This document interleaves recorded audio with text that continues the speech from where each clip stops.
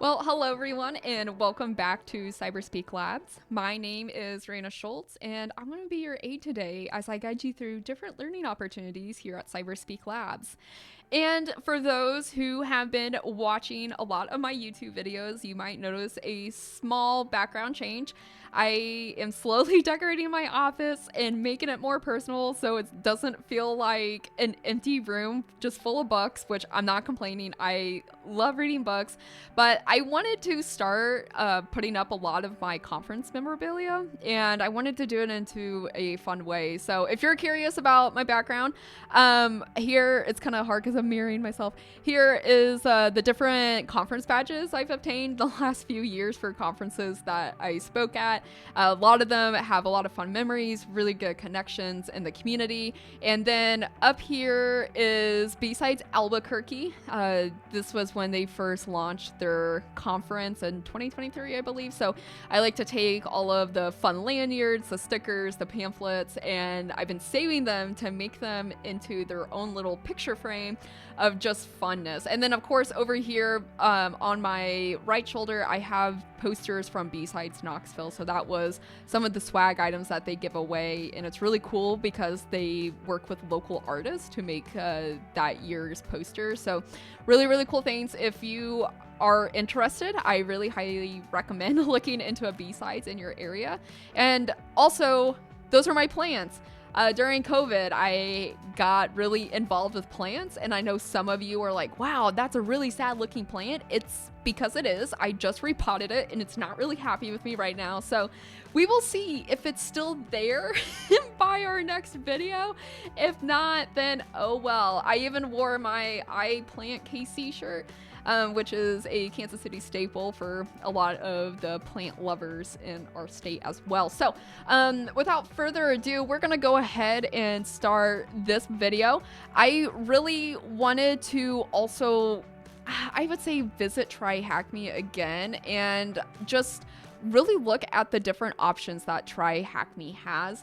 And I'm gonna go back to ChatGPT again and have ChatGPT help me pick my own adventure essentially with TryHackMe, just because I'm very indecisive with what I should do, and especially when there are hundreds and hundreds of rooms on the TryHackMe platform. And again, I like getting out of my comfort zone. I like exploring different learning opportunities, which is part of CyberSpeak Labs. So what I'm gonna do is I'm gonna ask ChatGPT to pick one of these off of the list. I'm not gonna do practice just because I'd rather do a room than practice. I'm just gonna limit it to 3. And then the SOC Simulator is also a new feature that TryHackMe has dropped. I might do a video on that, but one of the rooms is 2 hours long. It can be. So as much as I enjoy making YouTube videos for you guys, 2 hours is a lot, which if I do end up doing it, then we might break it out. But we'll see what ChatGPT picks for us here. So what we're gonna do is we're gonna ask Chat to pick one of these 3 off of the list. And if you remember, or if you watched one of my first videos with TryHackMe, ChatGPT has a hard time picking numbers 1 through 3. So we're just gonna give Chat a list. I always like to be friendly to Chat, just because I know Chat technically doesn't have a personality, but I like to think Chat does. So especially with the cute emojis. So we're asking Chat to pick from one of the 3. So we have Learn, Search, and Simulator. So let's see what Chat gives us. Oh my gosh, as I was just saying that this was a 2-hour-long laugh. Woo! So, all right, let's go ahead and try TryHackMe's new SOC Simulator. So, yeah. Tackle authentic challenges. And for those who don't know me, I have a very heavy background in SOC and cyber defense, so I'm very curious. So you're gonna get my raw reaction to a lot of the stuff that is gonna be on here, and I'm gonna definitely probably not make this the full hour to 2 hour long video, especially with the difficulty being medium. Oh gosh. We're starting strong today, TryHackMe. So let's see here. Phishing Unfold. Ooh, spooky credit card. Let's see here. Dive into the heat of a live phishing attack as it unfolds within the corporate network. In this high pressure scenario, your role is to meticulously analyze and document each phase of the breach. Everyone's favorite thing, documentation. So let's go ahead and hit start. Read the documentation. If anyone knows me, I'm a skimmer.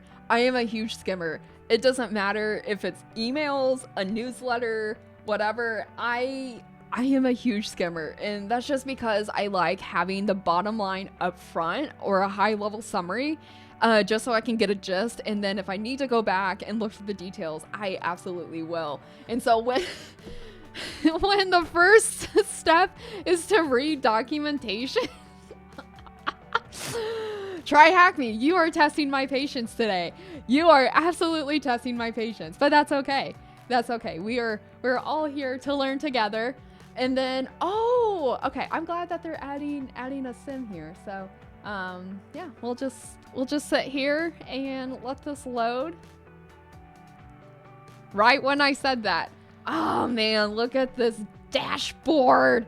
And for those who don't, I would guess for those who are working in corporate, oh my gosh, it has a ticking timer. I'm just gonna ignore this because I'm definitely just gonna sit here and talk through this so you guys can also learn from my experience working in the real world. But this TryHackMe, in my opinion, did a really good job simulating, I would say, a SOC dashboard that's really in a SIEM console.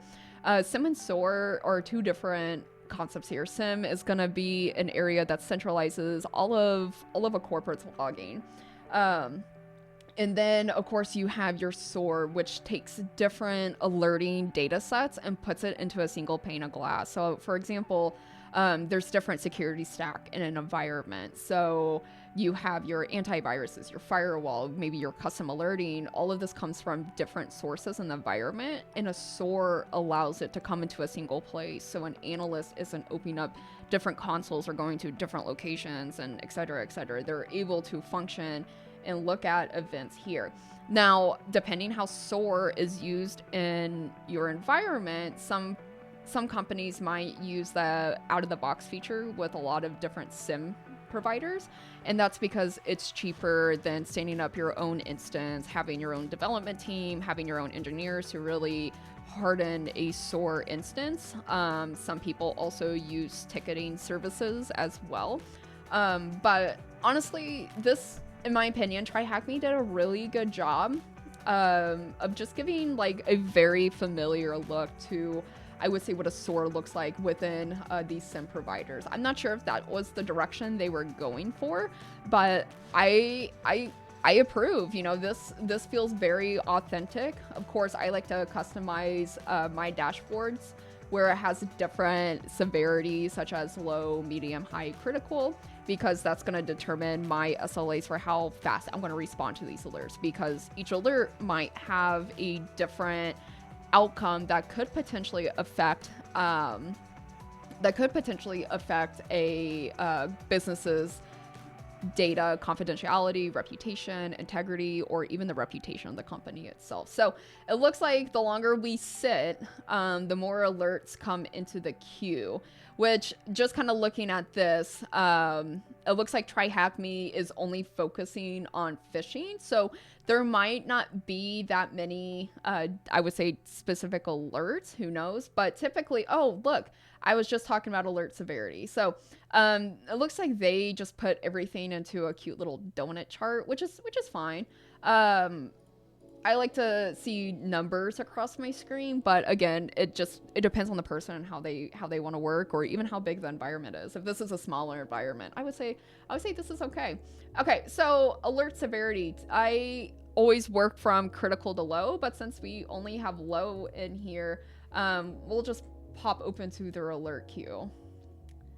So I'm gonna go ahead and assign this to myself. Again, I am doing this thing where I did not read any of the documentation for the simulator. So we're just going through it. And you know what? I don't really care about my metrics in the simulator, so I'm just gonna assign all the alerts to me, and when I close them out, I close them out.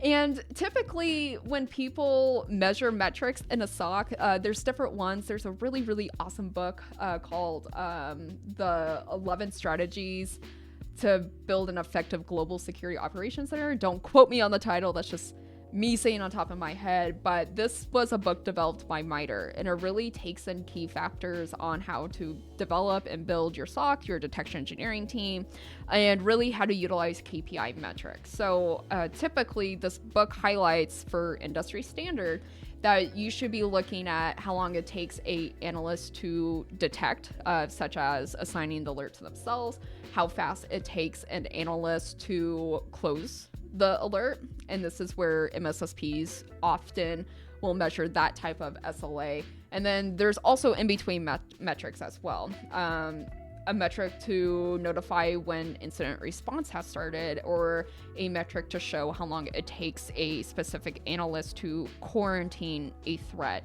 So again, right, this is just depending on the business, because when you talk about security KPIs, really with the Security Operations Center, we're really focusing on how fast and how quick we can mitigate a threat or response, because your SOC people, they're your first line of defense as well. And I am setting a very bad example on my screen where I'm just taking alerts and not doing anything with it. Don't be a Reanna with this. Ah! There's so many. Okay. So, we'll start with, I guess the oldest one that has been sitting here for some time now. It's taking me 10 minutes to actually read an alert. Okay, so let's see here. Description: a suspicious email was received from an external sender with an unusual top-level domain. Okay, SOC head note, and this is something that drives me nuts when I hear people that work in a SOC and they're like, oh, we just have a bunch of false positives, we have alert fatigue, you know, blah blah blah. And I'm like, why are you closing the same alert over and over again expecting a different result? I'm pretty sure Albert Einstein calls that insanity. So my rule of thumb is 3, where if you have 3 events that are not true, an analyst should add this alert to maybe a backlog, a ticketing queue, or something, so that way this alert can be tuned. Because at that point, 2 is a coincidence, 3 is a pattern. So 3, in my opinion, is the key area as to when we should be tuning alerts here. So again, they did a good job here noting audits. I always tell people there's 2 different types of audits. One is the audit of need to tune, and then also the audit as to when something did get tuned and what did get tuned. Because there are times, we're humans, right, where we might tune something too well, and then the alert never fires. And so then we have to go back and be like, well, what got updated? And so boom, there you go, that audit log for tracking as well. So data source, it looks like this is coming through email. You want a free trip to Hat Wonderland? What? How exciting! I wonder if I can get a hat like Miss Skitty. I miss Miss Skitty. So the sender is hatventuresworldwide.online.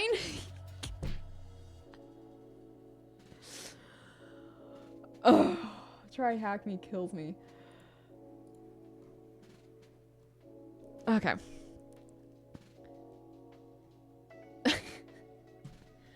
Okay. Miguel O'Donnell, I TryHackMe.com. Nice. There's no attachment, but the content of the email has been removed in accordance with privacy regulations and company security policies. Okay, so it's not pulling the email body, I'm guessing. So, since I'm new to the TryHackMe SOC simulation, usually I tell people, especially if you're new, is to open up the playbook. And this is because the playbook is literally the walking tribal knowledge for anything a SOC does. And the playbook should contain different types of things, in my opinion. It should have a about or why section in the playbook as to why is this alert created? Was this an outcome of an incident? Is this for compliance? Is this for XYZ? And this is where detection engineering comes into play because if security stack didn't make the alert and it was a custom alert, it's really important to have the why is this alert generating. And it also provides value to the analyst or whoever's doing the alert to really align with the purpose. And if the purpose can't be captured, no matter what, I always say just disable the alert, put it on a backlog and come back to it until the value can be resurfaced or recreated as well. Additionally, the playbook should also have investigation guides, high level, right? It doesn't need to be exactly super detailed, but enough high level that an analyst should be able to pick it up and have that forethought as to what to do next. And then if an incident is occurred, what should we do from there? And of course, at the very end, audit logs, in my opinion, for tuning and stuff like that. So, all right, so what we're gonna do, we're gonna head over to playbooks. Coming soon.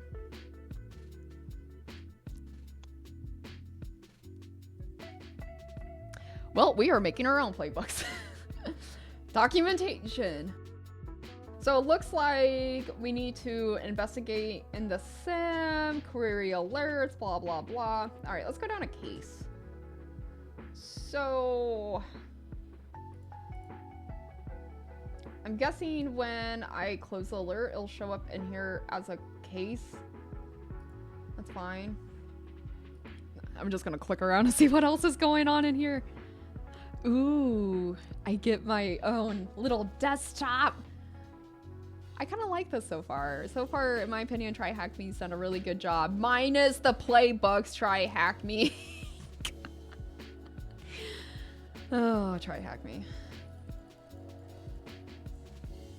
Where's my VM? Okay, that's fine. We'll just go back to the alert queue. Oh, right, case report right here. Which of these alerts are true positives? Oh, yeah, no. We don't know yet, so we're gonna add that. Okay. So what I'm gonna do, well, I'm gonna see if the sender has sent or is kicking off these alerts as well. Looks like different. Okay, so we'll just focus on this one. I got so many alerts. Oh my gosh. Okay, so I'm gonna take this sender here and we're gonna go over to the SIEM. Oh, nice. They're using Splunk. Cool.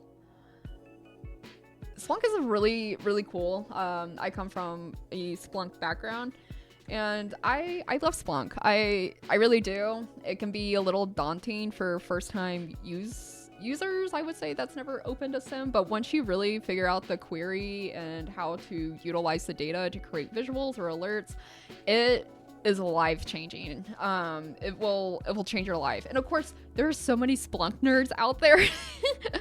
It's really cool to, I call it Splunkanese, where you just talk different query languages about Splunk. But yeah, so I'm also curious to know what types of indexes are in here. I'm just gonna wildcard search in here. But yeah, if you're ever looking at building a home lab, Splunk does offer a community license. So you're able to use at least a free version of it. Elastic also has a pretty cool community platform as well. I'm just gonna do the last hour. Okay, so I'm really curious about indexes. Okay, so everything's pulling in from JSON and it's all in the main index. Okay, well that's nice. I'm just gonna put this in here like that, just to kind of get a scope of what's going on. In reality, if I was doing this in real life, I most likely would be downloading a sample of this email and trying to review the contents that way. But okay, so it just has what the alert looks like. Okay, that's fine. I wonder if I have to go into the analyst VM. Again, I'm sure if I actually read the documentation, it would tell me. Oh, hi! Okay. What's this? Latest. Force update. Oh, we don't want to update. I wonder if we have any bookmarks. The alerts still keep coming in. Oh my gosh, it's like I'm at work today. Okay, I'm going to actually read the documentation. I know, shocking, right? Reanna is reading documentation to figure out what to do in a TryHackMe lab. Okay, so I'm actually gonna read the documentation, and then we can go from there. So I will hold the white flag and retreat and admit that reading instructions and documentation help.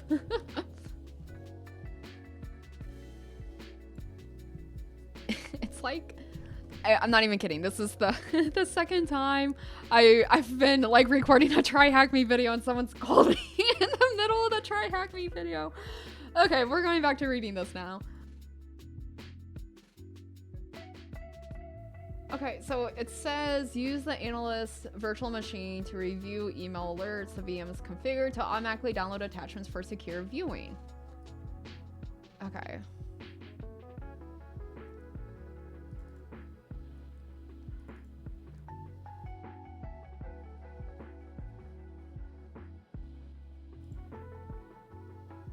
Why are we doing everything as an admin? Okay. I don't want to do that.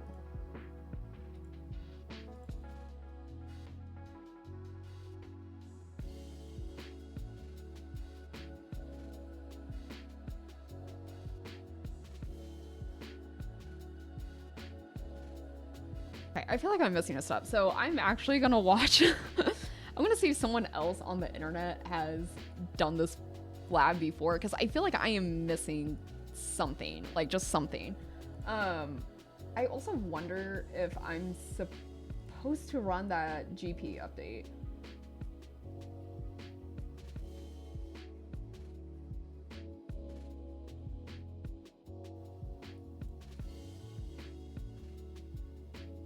Because the documentation made it sound like it would just be downloaded to the computer.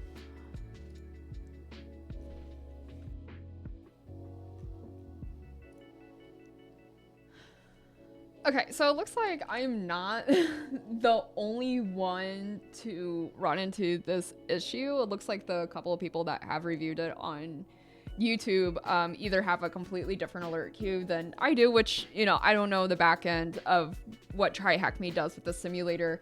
But then also it looks like, you know, they're running into some weirdness within the analyst VM. So it could 1000% be user error. So if you're watching this video and you're like, Reanna, you just need to do this, let me know. Because I would absolutely love to get some hands-on interaction with these emails itself. So,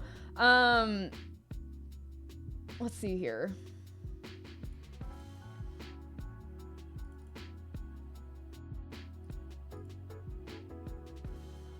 I'm also just gonna ignore this alert queue.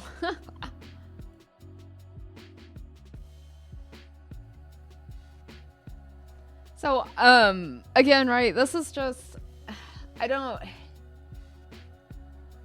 feel bad for not like figuring out where the emails are on this analyst VM, but I think it's cool that you guys get to see, you know, the authentic side of things. Even though I would consider myself like an industry expert or whatever, I think it's also important that you see the struggle behind some of the stuff as well. you see the struggle behind some of this as well. And again, right, this can be absolutely on me. It could be user error, but to me, it seems straightforward that it would just be on the host, or if we needed to run that GP update. I don't know. I really wish I could get a hand on some of these emails itself, but what I'm gonna do, I'm just gonna go ahead and I would say just take a educated guess on some of this stuff. And one of the things that I think that TryHackMe could also add is not all the times, especially with emails itself, will it be true positive or false positive. It's not that straightforward in security operations roles. A lot of the times the SOC might have different classifications for phishing emails, things such as like unwanted. Not necessarily are they malicious, but they could be unwanted things such as, I would say, support sales emails, like marketing solicitations, maybe coupons or newsletters that someone used your email to subscribe to. Again, these aren't malicious, but they're not, I would say, also true or a false positive because the user did what the user is supposed to do and report the email, or the security tool picked up something that was unwanted. So I don't know if TryHackMe could offer that, but that would add another layer of sophistication, in my opinion, to this platform, just because it's a type of metric that businesses could use to say, hey, we're getting a lot of junk in our inboxes. What can we do at our email layer so that way users can have real emails and not just a bunch of vendor spam or whatever that case is. So I don't know. In this situation, this is also me being super literal. If they would like this to be a true positive, if not. And I feel like there's just so much stuff in here. And again, I really wish there was at least content in here. This got flagged for phishing. This got flagged for phishing. Another thing I wish we can do, and these are things that a lot of alert queues do, is filter on threat type as well. And I wish I could filter on threat type for phishing, especially in real world, right? We are literally in an alert queue, working it, etc. Okay. All right, so I'm gonna ignore this one for right now. I really just want to get the email stuff cleared off. I know. Real world, we'd be working different severities, high to low, etc., etc. But I just really want this phishing stuff to get out of here. Style accessories hub.xyz. Again, right? Like, even if it's not truly a phishing email, it could at least be unwanted. They use a lot of fake domains for this.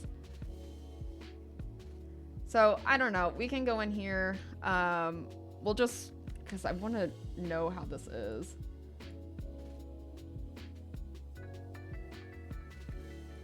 Oh man, there's so many in here. What was that case ID? I don't remember.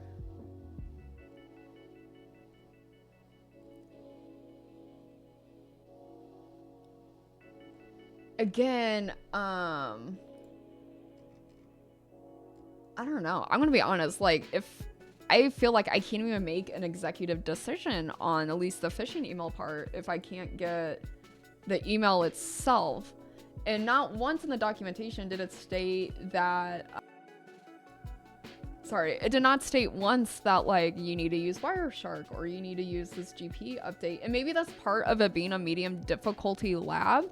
But at the same time, like, I feel like I'm a little lost on some of this stuff, just because, like, there's literally no information. There's no email headers. There's nothing. And a lot of the times, this is stuff that is parsed.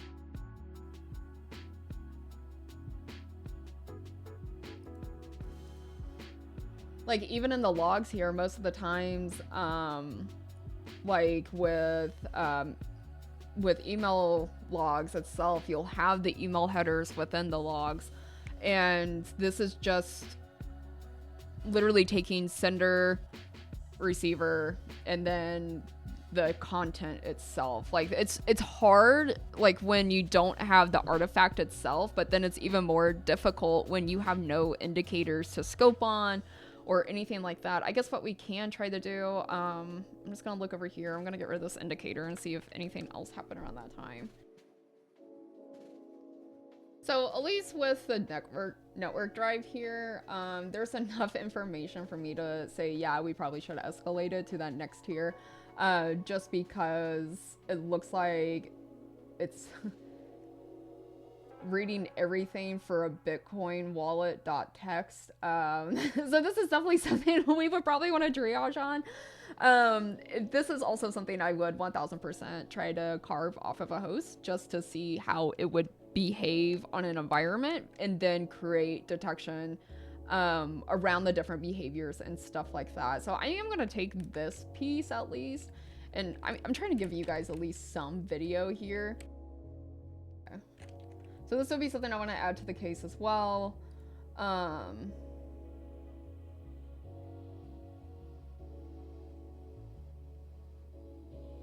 So it looks like it's calling out to this domain. And again, I always like to tell people to be careful when using open source tools. It's not the know-all, right? It's just... Oh, nice. Oh, so TryHackMe uses a lot for their labs, it looks like. Okay.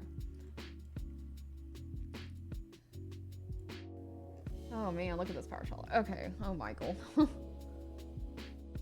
We're just gonna ignore all the phishing stuff right now and focus on the cool thing that's happening. I'm gonna look for...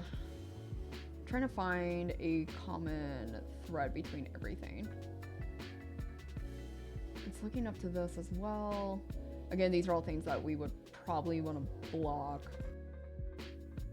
Well, Michael obviously downloaded something called exfiltration, so go Michael, setting an example. So I'm just gonna go ahead and click write case report for this one, and I'm just gonna go ahead and mark this as yes as well, since Michael's being Michael here. When I tell people to write case reports, it's more...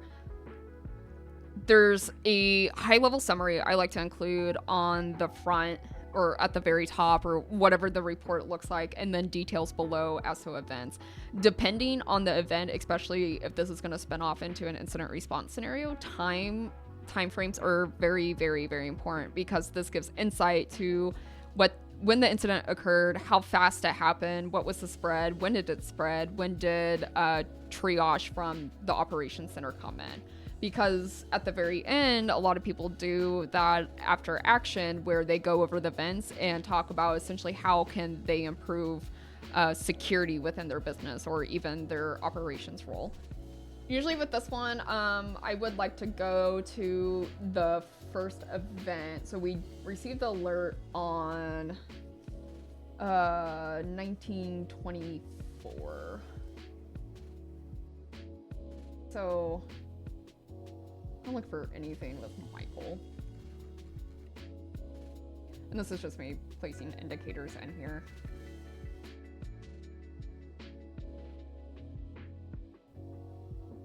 That's fun.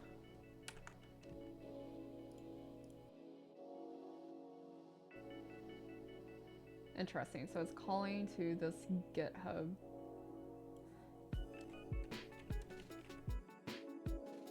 Launch netcat, which is fun.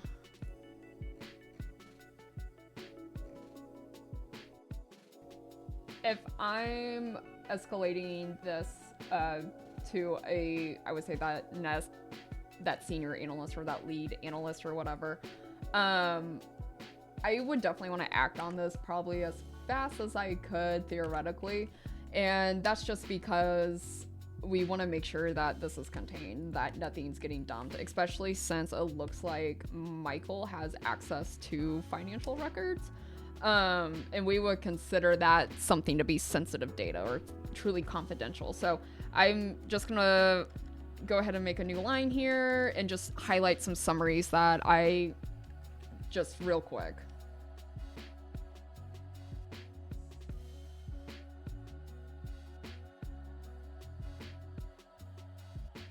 So, like I said, I definitely want to find the first event just because I want to know how it got there, essentially, right? We kind of see what happened after we have a PowerShell, it's executing, it's, oh, here's this. And I really wish I can get a copy of that PowerShell. I doubt it's all through here.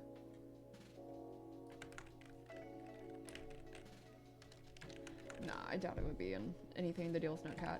Yeah, if I could get a copy of that PowerShell, that would, like the full PowerShell, I think that would be very insightful. And that would additionally be something that we could try to carve off of a host if we could.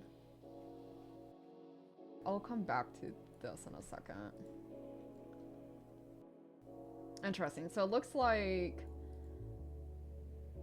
we saw this email on the 20th. When did this alert fire? 127. So it was shortly after. So the fact that he received an email from himself internally is a little bit of a red flag, especially for the events that did lead up to it. I'm not saying, and this is the hard part of also being a SOC, you don't want to send people down rabbit holes if you do not have the confidence that this could be potentially related. So let's go to this one. Oh boy.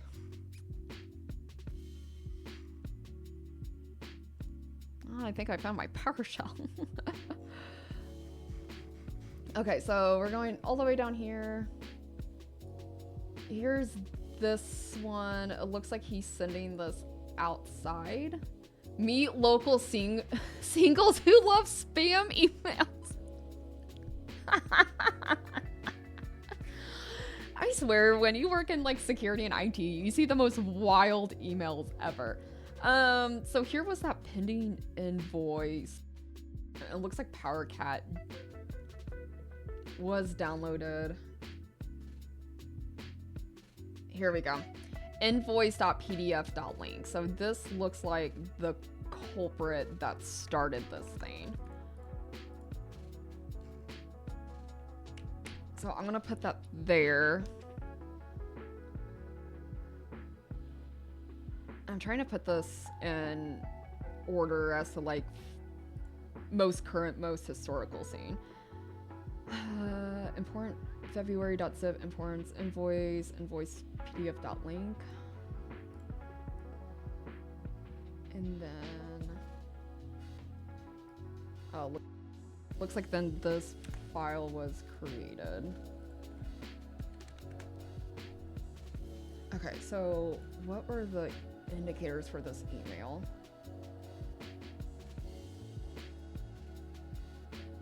I wish I had a copy of this email. Here it is. So it looks like this might be the email that we want. So we'll add this. Actually, we'll probably just take these. Then I definitely want to grab this.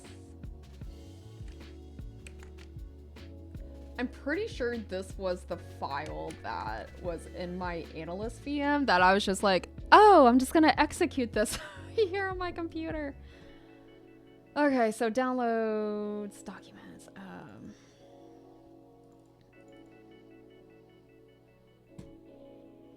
It absolutely was. That is wild. Sorry, TryHackMe. If you saw me just try to launch this. Oh man. Okay, so unzip it, whatever. I guess, you know, we could, since it's technically a sandbox and I relaunched it, I guess we could try to run Wireshark and see if we can replicate the indicators from it. But that might be, we might do that in a different video because I spent enough time trying to figure out how to get every single phishing email onto this computer, and clearly that was just a rabbit hole ploy for Michael Ascot. I don't know how to say your last name, Michael. Okay. So I feel like this is enough high level. Definitely, this isn't good.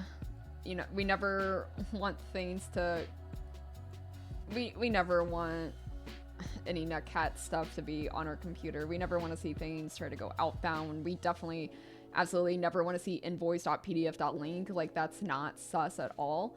But what we can tell here is that Michael clicked on an email that downloaded this file, which, by the way, this isn't uncommon to see, this type of format where you download a zip and inside the zip is a weird file extension that masquerades the previous extension, because this is a way for us to, I use us broadly. This is a way for threat actors to essentially bypass security tools. It's not a uncommon behavior, just because a lot of the built-in security tools, they will just,